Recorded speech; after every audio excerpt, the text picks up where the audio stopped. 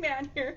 So I am just going to do a quick little tutorial. I did my sauerkraut yesterday and I thought, oh, you guys will probably want to see this. So it is on the counter and I do not cook it.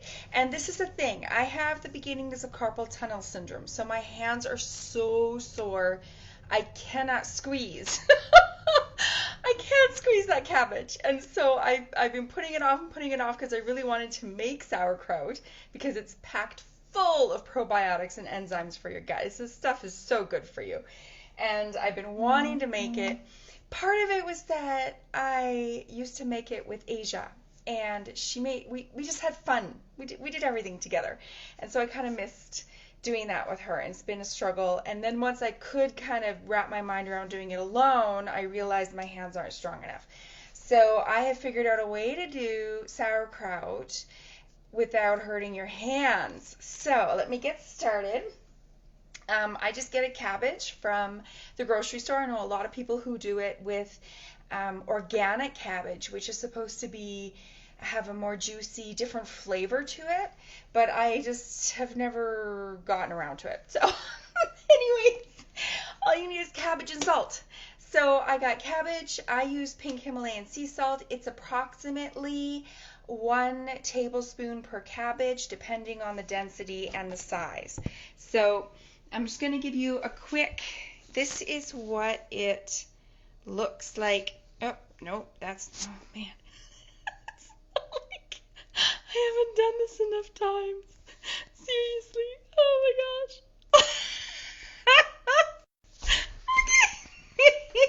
Here's my sauerkraut. Okay.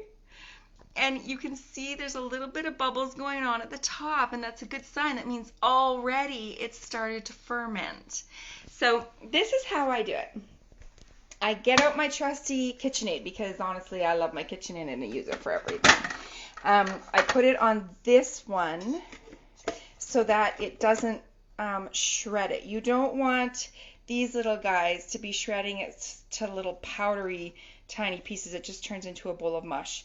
So I use this one, and when I chop up the cabbage into big chunks and put it through there, it comes out the perfect size for me.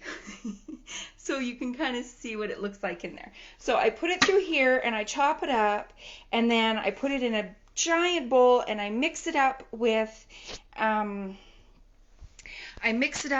my sea salt, and then oh boy, I'm not having a good tech day. Okay. So all I do is I get a big spoon and I stir up the salt with that cabbage, and then in my big bowl I put a glass plate and then a metal bowl on top, and then my husband has this really heavy metal, I don't know what it is or what it's for, but we stuck it on top and it's really heavy. Tim said it's probably about 20 to 30 pounds. Well, he said 50, but I don't think so. I don't think I could lift it if it was 50 pounds. Anyways, I put that on there and I just left it there for an hour. I think I stirred it once. So I took it off, stirred it up, put it on top. I never mushed it with my hands. So after I did that, I shoved it in my jars. And this, I'm going to show you.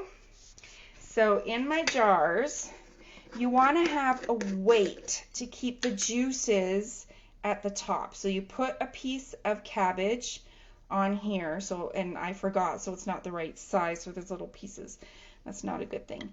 And then after you put the piece of cabbage on top, then you put this on it and you push it down until you see the water get almost to the top of your little tiny jar.